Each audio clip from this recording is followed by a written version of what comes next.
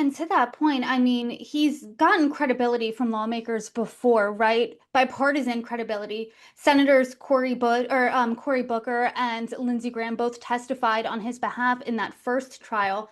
But Isabel, you've been an investigative reporter for years covering corruption cases. Thomas, you are director of a government watchdog organization. What about Bob Menendez's story is different than anything you've ever worked on before?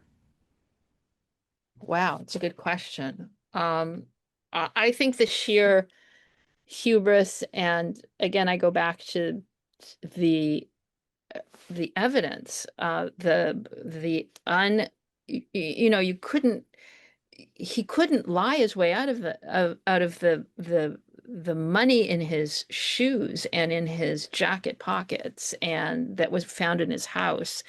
The texts back and forth to his wife, setting up meetings. The, I mean, I think there are still things that he did that we don't know about, especially on the Senate Foreign Relations Committee. When we discovered that he'd covered up the murder of Saudi journalist Jamal Khashoggi, and we found out about that in a sentencing memo, just before he was sentenced. It was just there. I think a lot of people missed it. What else did he do that we don't know about, on especially on the Senate Foreign Relations Committee? I mean, that is a very powerful government body that, you know, signs treaties, allows foreign governments to buy American armaments. What else is going on that we don't know about? I mean, this is something we talked about and something that we want to maybe try to get more information on, but we don't know the extent of his corruption, is what I'm saying. And Thomas, what about you? What is different about Bob Menendez than anything you've worked on? Okay, so for me, it's clear cut and easy. This one. he to me, he was a master at being able to tame the media. That's what he was a master at.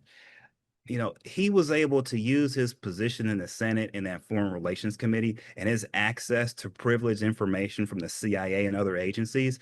He was able to wield that and use that in the media space to control all of our major media outlets, to get them to report on major world international stories in a way that benefited the people who were paying him cash and gold bars, not in a way that benefited the American people, right? And so I have never seen a person be able to basically cast a spell over the media, the legacy media, especially the way that he has. And proof of it is this. Here's the book, and you read it. Here's this book, and it shows that this guy is really the original. He's the original George Santos. He's the original, okay? Everything about his so-called story is fraudulent, and the book proves it. And yet, no one in the media really looks at this closely. No one over the years ever really picked away at the layers, ever really went through the onion. They didn't do it because Bob was a master at using his political power to silence the media and to control the media. And he did it because here he is in the New York City area, which is the heart and soul of media in America, right? And so that's how he was able to do it. He was a master of it. And I think to this day, people aren't aware, even now, of his influence. And I think the Khashoggi, by the way, the Khashoggi murder and his covering up of it, and no one really in the media space covering it much, is another example of, even though he's in prison, the media they're still sort of tentative in how they're approaching his story. And that's because of how powerful he was and how smart he was and how he manipulated the information, the confidential information he had received over the years to feed the media stories that, let me tell you, it really helped a lot of people in their careers rise over the years.